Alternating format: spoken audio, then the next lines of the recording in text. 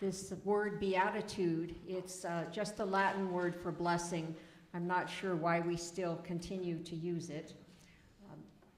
These beatitudes that Jesus issues, he does this just before the main part of the Sermon on the Mount. They are not commands.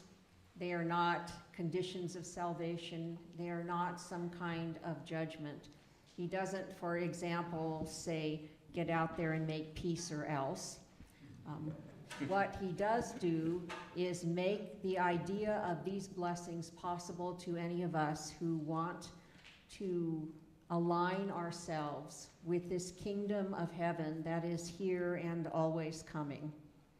And so these blessings are a way of talking about some of the qualities of the kingdom of heaven. The original, of course, was written in Greek, and the word that was used for blessing is called makarios. And what it actually means is something a little more subtle than simple blessing. It means a way of extending or lengthening oneself. And so it is an extension of grace, this blessing. It's the long arm of grace, if you want to think of it that way. This grace is given to us not so we can take care of ourselves. God blesses us so we can bless others, so that we can become channels of grace. This is a specific example of something we've talked about more generally, which is when we have a profound spiritual experience of any sort, how do we know it's the real thing? And the answer is usually pretty simple. It's what happens afterwards. If we are called to service, usually it's an indication that this powerful spiritual experience was the real thing, as they say. And it's the same here. If it's truly a blessing for us, we turn around and we begin to extend that blessing to others. The statements of the Beatitudes, and I will read them at the end, but they are actually pretty radically subversive statements, as many things in the Gospels are.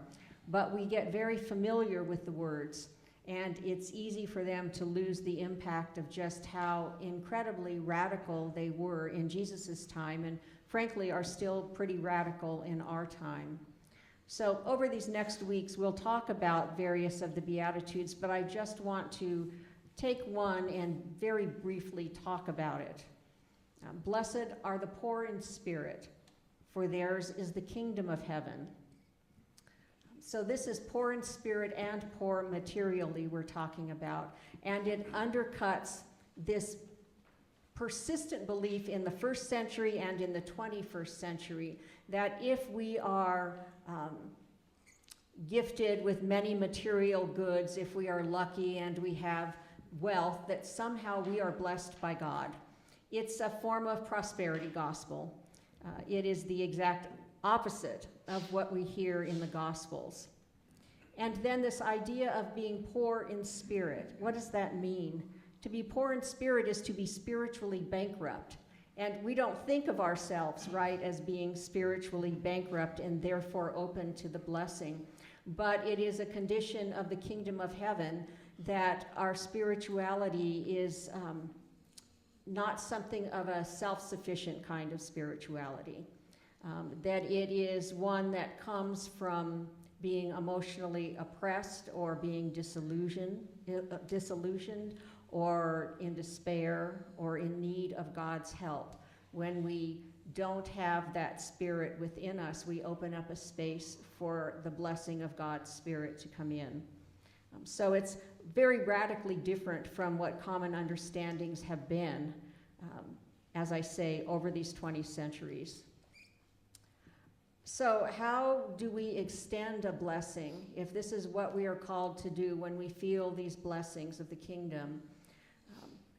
There are 1,000 ways to do it. I wanted to bring up just two, because two I can remember, and because they're blessings that we can extend so often in our daily lives. The first is to bless by being curious about others, right?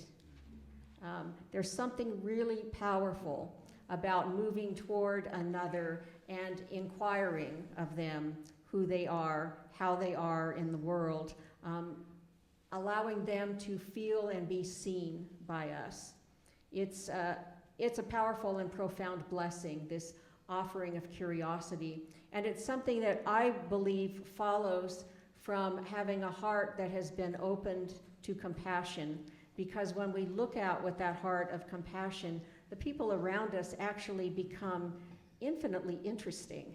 And we become very curious about them, and we come to see them sometimes in a very different light. The other is a blessing by honoring people's emotions.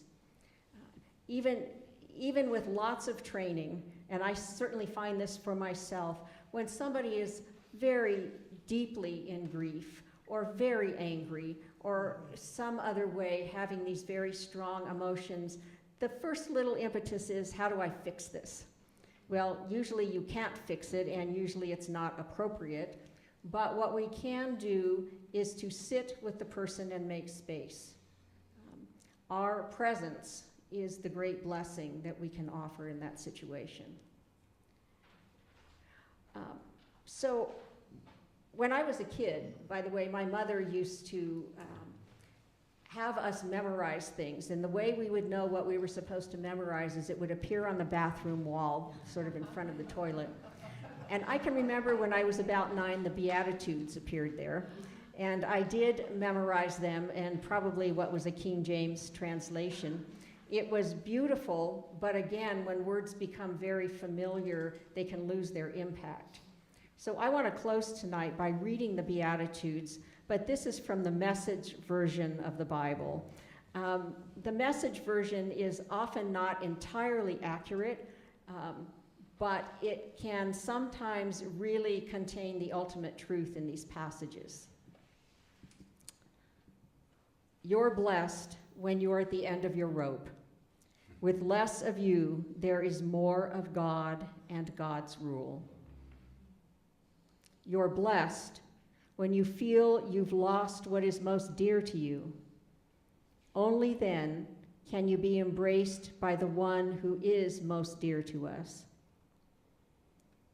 You're blessed when you're content with just who you are, no more, no less. That's the moment you find yourselves proud owners of everything that can't be bought. You're blessed when you've worked up a good appetite for God. God is food and drink in the best meal you'll ever have. You're blessed when you care. At the moment of being careful, you find yourself cared for. You're blessed when you get your inside world, your mind and heart, put right. Then you can see God in the outside world.